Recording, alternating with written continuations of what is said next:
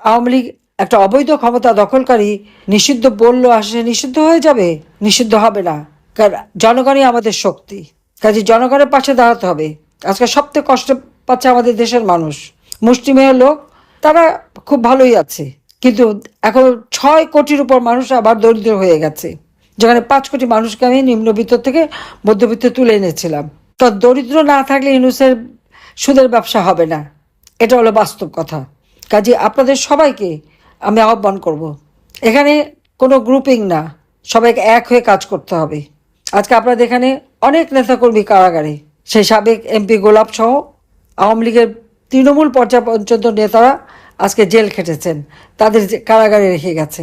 ছাত্রলীগের না হলেও প্রায় 25,000-এর মতো নেতা কর্মীকে বন্দি করে তাদের উপর মানবেতর অত্যাচার করছে, তাদেরকে সেলে রাখা হচ্ছে, খেতে দেওয়া হচ্ছে না, বিভিন্নভাবে এমনকি সুপেয় পানি সেটাও দেয় না, তাদের উপর অকথ্য অত্যাচার চলছে। আওয়ামী লীগের নেতাকর্মীর উপর অত্যাচার, অসুস্থ, তাদের চিকিৎসা পর্যন্ত করতে দেয় না। এই অবস্থা থেকে একমাত্র পরিত্রাণের উপায় হলো দলকে সুসংগঠিত করে জনগণকে সাথে নিয়ে প্রতিরোধ গড়ে তোলা। কাজে এখন সময় এসে গেছে। জয় বাংলা স্লোগান দিয়েছে বলে শিশুদের উপরে নির্যাতন করে এক ওসি, সেই বড় লেখায় সেখানে যেই অমনি শিশুদের নির্যাতন করে, এই ওসির নামটা চিনে রাখেন। যারা অত্যাচার করছে তাদের প্রত্যেককে চিনে রাখতে হবে, সকল ছবি সংগ্রহ করে রাখতে হবে। কাজে এদের বিচার আমরা করব। আজকে বাংলাদেশের জনগণের ভোটের অধিকার ছিনিয়ে নিয়েছে, নির্বাচন নামে একটা প্রহসন করতে যাচ্ছে। এটা কিসের নির্বাচন হবে, যেখানে আওয়ামী লীগের প্রায় 50%ই তো আমাদের ভোট। এদেরকে বাদ রেখে কার ভোট করতে চায় তারা, সেটাই প্রশ্ন। আওয়ামী লীগ জনগণের ভোটেই বারবার নির্বাচিত হয়েছে। প্রতিষ্ঠা লগ্ন থেকে 13 বার নির্বাচন করেছে, 9 বার নির্বাচিত হয়ে সরকার গঠন করেছে আওয়ামী লীগ। এটা তাদের মনে রাখা উচিত। কাজে এই দল জনগণের দল, জনগণই আমাদের শক্তি। আমি তাই সবাইকে আহ্বান করব, ঐক্যবদ্ধ হন এবং দেশের মানুষের ভাগ্য পরিবর্তনের জন্য কাজ করতে হবে। আর এই ইউনূসের মতো ফ্যাসিস্ট, দুর্নীতিবাজ, জঙ্গি ইউনূসকে ক্ষমতার থেকে হটিয়ে যুদ্ধাপরাধীদের এই লম্পঝম্প থেকে দেশকে মুক্ত করে বাংলাদেশের স্বাধীনতার চেতনা এবং স্বাধীনতার সুফল জনগণের ঘরে ঘরে পৌঁছাতে হবে। তার জন্য সকলকে ঐক্যবদ্ধ হয়ে যার যা আছে সেটা নিয়ে নামতে হবে। তার মেটিকুলাস ডিজাইনের মাধ্যমে চক্রান্ত করে, তার মাস্টার মাইন্ড দিয়ে সে আমাকে ক্ষমতাচ্যুত করে ক্ষমতা দখল করেছে। দখল করা ক্ষমতায় কোনো গৌরব থাকে বলে আমি জানি না। অসাংবিধানিকভাবে, অবৈধভাবে ক্ষমতা দখল করে আজকে তার কাজ একটাই, বাংলাদেশকে ধ্বংস করা। যে বাংলাদেশকে 2008-এ নির্বাচিত হয়ে 2009-এ সরকার গঠন করে 2024 সালের 5 আগস্ট পর্যন্ত ক্ষমতায় থেকে এই দেশটাকে উন্নয়নশীল দেশের মর্যাদায় উন্নীত করেছিলাম। দারিদ্রের হার 18.7% নামিয়েছিলাম, হত দরিদ্রের হার 5.6% নামিয়েছিলাম। আমেরিকার দারিদ্রের হার কিন্তু 17%, আর বাংলাদেশের দারিদ্রের হার আমরা কমিয়ে 18% এনেছিলাম। বাংলাদেশের প্রত্যেকটা গ্রামকে আমরা শহরে উন্নীত করেছি, প্রতি ঘরে ঘরে বিদ্যুৎ দিয়েছি। মৌলিক যে চাহিদা জাতির পিতা যে সংবিধান দিয়ে গেছেন, অন্ন, বস্ত্র, বাসস্থান, চিকিৎসা, শিক্ষার ব্যবস্থা করে এদেশের মানুষকে একটা উন্নত জীবন দিয়েছিলাম, আজকে সব ধ্বংস করে দিয়েছে। আজকে আমার উপর দোষ দেয় যে আমি গণহত্যা চালিয়েছি। কোথায় আমি গণহত্যা করেছি? একটার পর একটা হত্যাকাণ্ড। 7.62 বুলেট কোত্থেকে আসলো? কারা এনেছে? কারা সাপ্লাই দিয়েছে? এখনও হাতে হাতে অস্ত্র একটি সমাজটাকে সম্পূর্ণভাবে ধ্বংস করেছে।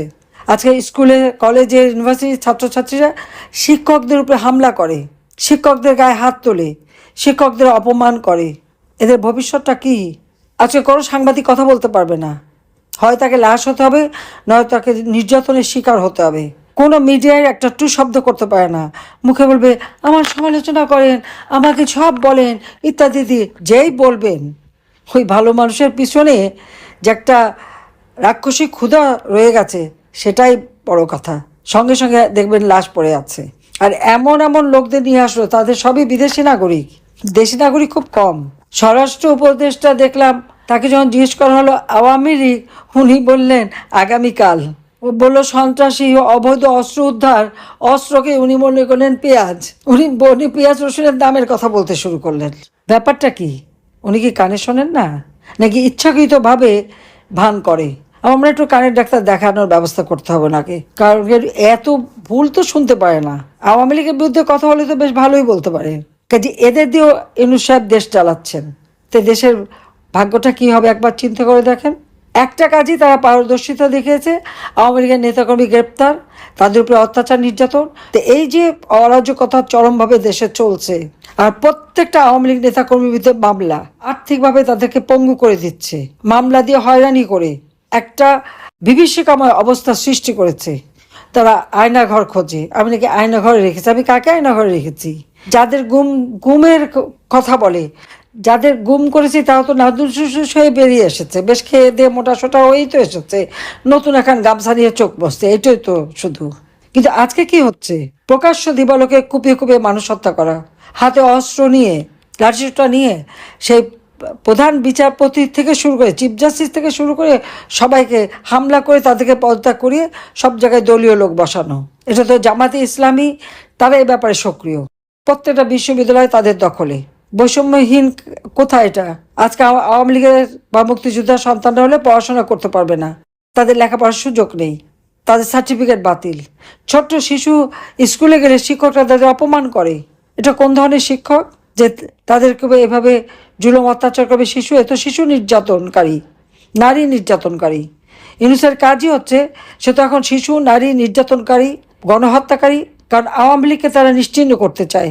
আওয়ামী লীগের নিষেধাজ্ঞা দিয়েছে, আওয়ামী লীগের নিষেধাজ্ঞা দিয়েছেন, স্বাধীনতা ভোগ তো করছেন।